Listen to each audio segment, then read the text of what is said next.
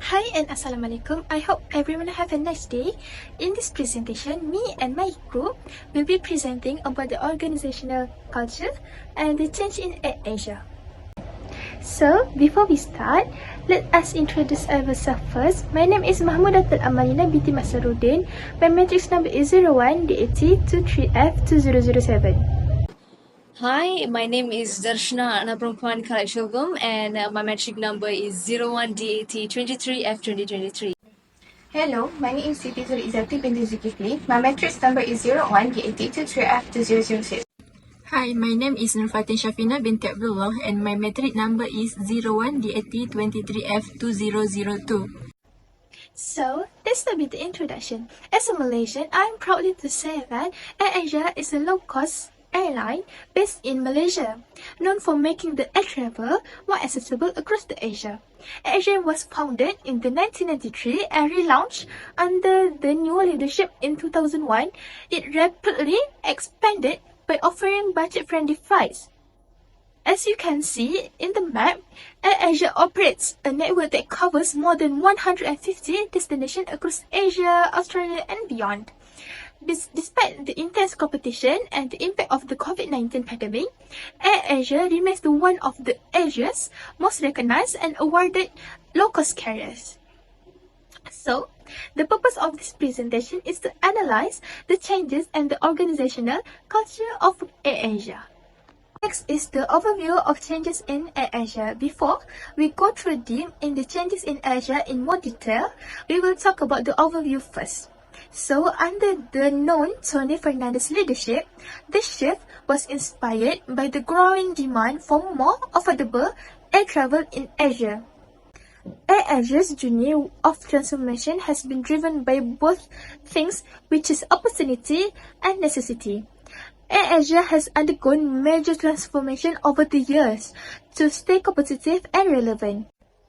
So, based on the timeline of transformation, you can see that 2001 and 2003, the transformation is about to shift to low-cost model, and 2004 and 2014 is about the rapid expansion, and 2015 and in 2018 is the start of digital transformation. Next is on 2019, it's about business diversification efforts, and the next is 2020 and 2021. It's about the acceleration due to COVID-19, which is the COVID-19 pandemic. And the last one is 2022 until now. It's about the formation of a capital air berhad. Let's talk about the main changes in AirAsia. Number one is about the transformation to low-cost carrier in 2001. AirAsia shifted from a traditional full-service airline model to a low-cost carrier under the new leadership. The goal was to make air travel more affordable for the mass market in Asia by offering no-frills service, high efficiency, and the low operating costs. The second one is about the adoption of digital platforms during 2015 by recognizing the global shift toward digitals. AirAsia began to investing in technology and digital infrastructure. This includes the customer service, ticketing, payment system, and also the operational process to enhance the efficiency and customer experience. Not only that, launch of the AirAsia Super App during the 2020 was also the changes. It is to diversify the business model. AirAsia launches the AirAsia Super App, consolidating the services such as flights and booking hotels, food delivery, which is AirAsia Food, ride-hailing, which is AirAsia Ride, and e-commerce. This move positioned AirAsia not just as an airline, but also the comprehensive digital lifestyle platform. So the last main changes that I will be talking about is the business diversification amid COVID-19 during 2020. The COVID-19 pandemic severely impacted the global aviation. So in response, AirAsia accelerated its diversification into new industries, particularly logistics through its brand Teleport, and financially services through BigPay, a digital bank and a payment platform. So next, I will be talking about why the changes were needed. Number one is because the intense competition in the aviation industry. The rise of the other cost carriers such as Scoot, Lion Air, Super Pacific increased the pressure on AirAsia to maintain market share and they remain cost effective. So the second one is because of shift in customer behavior toward the digital services, such as the travelers increasingly prefer digital platform for booking, payments and service interaction because it's so much easier and much more convenient. AirAsia needs to digitize its customers' journey to meeting the evolving expectations. So next is because AirAsia need for an income diversification beyond the airline operations.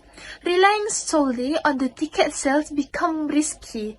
So they're diversifying into logistics, which is teleport, fintech, which is BigPay, food delivery, which is the AirAsia food that I talked just now, and the digital services through the super app become critical and long-term sustainability. The next one is of course is because of the severe impact of COVID-19 on the aviation. The pandemic led to the global travel restrictions, grounding flights, and drastically reducing the revenue. So AirAsia faced an urgent need to find the alternative income sources to survive in the market. First is the timeline of the census. In 1993 to 2001, financial and yearly years, AirAsia was established on December 20, 1993 by DRB Hagem, a Malaysian government-owned conglomerate, as a full-service carrier. The airline commenced operations on November 18, 1996, with its inaugural flight from Kuala Lumpur to Langkawi utilizing a Boeing 737-200. In 2001 till 2006, on September 5, 2001, Tony Fernandez and Kamaruddin acquired AirAsia through their company Tune Air Sajan Berhad for a nominal sum of RM1 at approximately US 2006. Taking on its considerable liabilities, this airline also transformed into a successful low-cost carrier. Between 2003 and 2006, AirAsia embarked on a rapid expansion of its routes and infrastructure. In 2015 to 2019, digitalization efforts. During this year, AirAsia pushed hard to move their services online as they developed mobile apps, airline booking systems, and introduced self-check-in options to make operation more efficient and friendly. 2020 to 2021, pandemic diversification. In response to the COVID-19 pandemic, AirAsia diversified its business by expanding into non-travel services such as food delivery and online shopping, demonstrating adaptability during a crisis. Next one is the key players in charge of AirAsia. The first one is Tony Fernandez, the CEO of Capital and advisor to AirAsia Aviation Group, plays a key role in the airline strategy direction and overall company strategy. The next one is Bollingham, Group Chief Executive Officer of AirAsia Aviation Group, responsible for the day-to-day operations and management of the airline. Is Dr. Kamaruddin Maranon. Kamaruddin served as the Executive Chairman of Capital Air Berhad, formerly AirAsia Group Berhad, and continues to oversee AirAsia's long-term growth strategies. He also holds leadership roles in AirAsia at Berhad and several other airline-related ventures. And not to forget, Ujad Asman, as the CEO of AirAsia Malaysia, responsible for leading the airline's operations, rebuilding its domestic network, and strengthening customer engagement, especially during the post-COVID recovery phase. This is the supporting team of players that is important in AirAsia. First, the Ayu Komar is the president of AirAsia Digital and Rapid Ventures, overseeing the group's digital businesses, technology innovation, and new ventures beyond aviation. Next is Amanda Wu. She was the CEO that played the important role, especially during the COVID pandemic, as she was the CEO of the AirAsia Super App, leading the development of AirAsia's all-in-one digital platform for travel, food delivery, ride-hailing, and lifestyle services. And last but not least, Pitron Sok. He is the CEO of Teleport Asia Logistics arm, driving the company's transformation into a major player in e-commerce, delivery, and cargo services across Asia. So, these are the implementation of changes at AirAsia. Let's get to it. First, sustainability. AirAsia taking action to reduce its environmental impact by carbon offset and reduction. AirAsia is offering programs where customers can pay to offset the carbon emissions from their flights Internally, they are working on reducing emissions by using more efficient aircraft and sustainable aviation practices. For the renewable energy, they are investing in the use of renewable energy sources such as solar energy at operations, facilities, and offices. In overall goal, make flying greener and show commitment to climate responsibility. The second one is the customer service. AirAsia is improving customer experiences by focusing on enhanced customer experience, upgrading digital touchpoints such as website app for easier booking and check-in, better handling of customer feedback, and service recovery, especially after COVID-19 disruptions. For the transparency, clear communication about policies, flight changes, refunds, and prices. Building trust with customers by being more open and honest. Overall goal, win customer loyalty through better services and communication. Lastly is the digital transformation. AirAsia is shifting towards being a tech-driven company with contactless features, enabling contactless check-in, boarding, and payment to improve safety and convenience, such as scan to fly, a digital solution where passengers can documents, COVID test passports for faster verification before flying. For the AirAsia Super App, turning AirAsia into more than an airline now, customers can book flights, hotels, order food, hail rides, shop online, and more through one app. In overall goal, making AirAsia a digital lifestyle platform, not just a budget airline. And now, I'll be explaining about the organizational culture at AirAsia. The first one is the people first. AirAsia views its employees as its most valuable asset, treating them respectfully and offering equal opportunities for growth and development, ensuring that all employees feel valued regardless of their background. The second one is the unity and collaboration. The company emphasizes teamwork and collaboration, encouraging employees to work together towards common goals and build a strong bond. Next, innovation and adaptability. AirAsia fosters a culture of innovation and adaptability, encouraging employees to think outside the box and embrace new ideas and challenges. And lastly is a strong leadership. AirAsia's leaders, such as Tony Fernandez, are known for their visionary leadership and commitment to creating a positive and supportive work environment. And let me start with the first one, which is the core elements of AirAsia's culture. I'm going to start with the employee branding, where AirAsia runs a special internal branding campaign called as All Stars, where through this initiative, they foster a deep sense of unity, pride, and belonging among their workforces across the globe.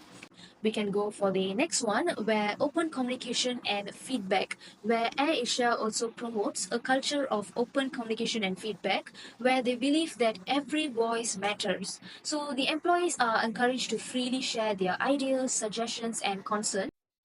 And the next point would be the rewards and recognition.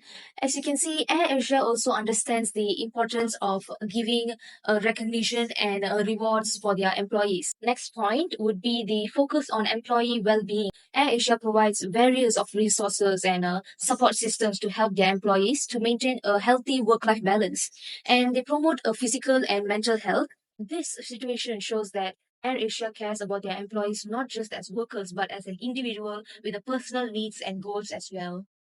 So now what we're going to see is how these cultures are being embraced and adapted and how it's being supporting towards the change that's happening in AirAsia. Where the first one we can see is flexibility and adaptability. AirAsia employees have shown an incredible ability to adapt quickly during the times of disruption, especially during COVID-19 pandemic. The next one you could see in empowerment and trust, where management trusts their staff to take fast and responsible actions without needing to go through layers of heavy bureaucracy, where the layers of management, as we call, and employees on the ground are empowered to make decisions quickly, which speeds up the problem solving and improves the customer service dramatically. Learning culture, where AirAsia encourage their employees to constantly upgrade their skills during the times of rapid change of not only this kind of pandemics that's coming on, we're also talking about the rapid change that's occurring in a digitalization world. Team-driven success. This change happens when AirAsia emphasizing the team-driven success, where AirAsia promoted a cross-functional teamwork, where they break down into departmental barriers and respond quickly. For example, for cabin crew members, they temporarily assisted in the logistics and cargo services when flights were limited. So, in crisis management through culture, instead of massive layoffs, many cabin crew were retrained back as delivery riders, customer service for e-commerce, and this helped to keep the all-star spirit alive despite the economic hardship that it was going through the COVID-19 era. And this rapid shift was possible because of their strong culture of adaptability and teamwork among the employees. The challenges encountered by AirAsia would be fears of layoffs, pay cuts during the pandemic, and the second one would be customer having trust issues, and the third one would be the AirAsia company experiencing cost versus investment conflict. For the first one, we could take the cost versus investment conflict, where it was one of the major challenge was balancing the need to reduce the cost while still needing to invest in recovery and future growth of the company. Not only that, another major hurdle was customers' trust issues on AirAsia. When the pandemic had hit, it caused a widespread of flight cancellations and health concerns and also service disruptions, which made many customers to lose confidence in AirAsia's reliability and safety measures. Fears of layoffs and pay cuts during the pandemic. So many employees faced the anxiety of job security and also pay reductions that might occur, and also they even feared that there's a potential of a company collapse, where it also means that they also feared that there's a potential of AirAsia being bankrupt. So first, I will explain about overcoming challenge. Okay, first, transparency in crisis. So the explanation is AirAsia leadership, including CEO Tony Fernandez, addressed employee concern through transparent town halls, focusing on recovery plans. And AirAsia also expanded into food delivery by offering employment to its employees as delivery riders.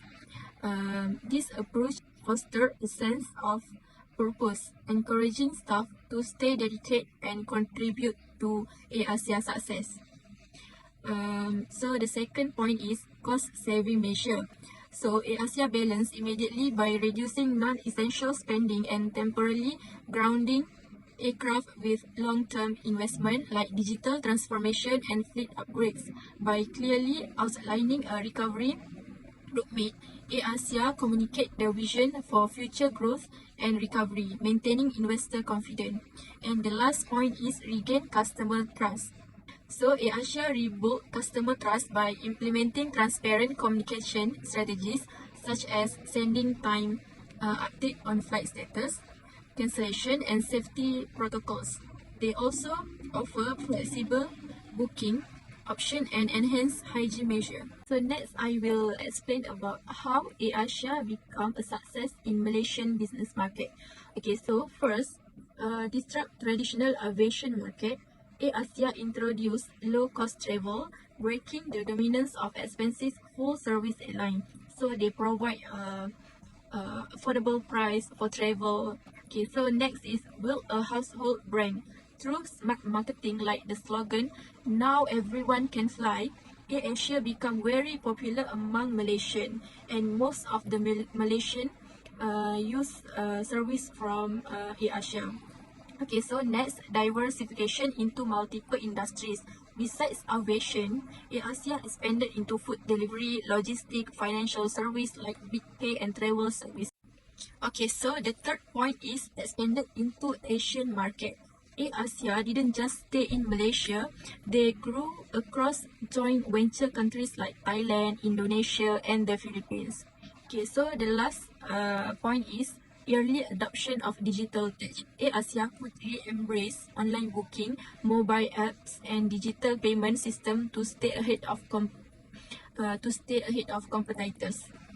Okay, so the impact of how AirAsia become a success in Malaysian business market is first, seen as a role model for Malaysian business. So of course, other business will make AirAsia as a role model for their business. Okay, the second is Airasia success showed that a Malaysian brand could compete regionally and globally. Even Airasia is Malaysia brand, they can show that Malaysian also can compete globally. Okay, next I will explain about the impact of change on Airasia. Okay, first, expanded into lifestyle service. Airasia evolved from just being an airline into a broader lifestyle brand. They start offering things like food delivery, commerce like Airasia Shop, ride-hailing service, financial service, and even online education through their platform. Next is build strong digital presence. Airasia heavily invest in digital transformation. They launched a super app that combined travel, shopping, food, and financial service in one place, similar to apps like Grab or Gojek. The next is enhance organizational resilience. Through this change, Airasia become more adaptable and flexible. Their workforce had to be retained and reskilled. Okay, for the summary is, first, successful change due to culture and leadership. Okay, Airasia's strong internal culture, team spirit, adaptability, can-do attitude was crucial. Leadership, especially Tony Fernandez and his team, were visionary. They encourage innovation, embrace risks, and keep the team motivated during a tough time. Okay, second is innovation mindset critical. Airasia showed that being innovative isn't just about technology, it's also about mindset. They were willing to pivot quickly, try new business like food delivery and fintech, and invest in digital even when it was risky. Okay, so the lesson learned is, first, strong culture is transition. Okay, when change happen, like shifting from airline to digital service, employees with strong company values adapt more easily. Okay, next is tech adaptation is critical. Airasia realized that going digital wasn't optional, it was necessary for survival. They quickly adapted by building apps, offering online service, and digitalizing customer experience. Okay, so the third lesson learned is leadership vision is key. Strong leadership gave clear direction and purpose during uncertain times. Tony Fernandez and his leadership team communicate a vision beyond just flying planes. They paint a future where Airasia was a complete digital lifestyle brand. Okay, for the conclusion is Airasia transformation, innovative plus culture plus strong leadership. Okay, this means Airasia's success in transforming itself depended on three major factors. First is innovation. This means Airasia's success in transforming itself depended they introduced new idea, expanded into lifestyle service, and built a strong digital presence. And the second is culture. They fostered a resilient and adaptable cooperation culture that helped employees adjust to change smoothly. Okay, the last one is strong leadership. Asian leaders provide a clear vision and strong direction through the transformation. The next is inspiration for Malaysian business environment. So the conclusion is we also can say that Asian can be inspiration for Malaysian business environment because of their success. Asian journey serve as an inspiration for other Malaysian companies, proving that with innovation, a strong internal culture, and solid leadership, business can adapt and thrive even during tough time.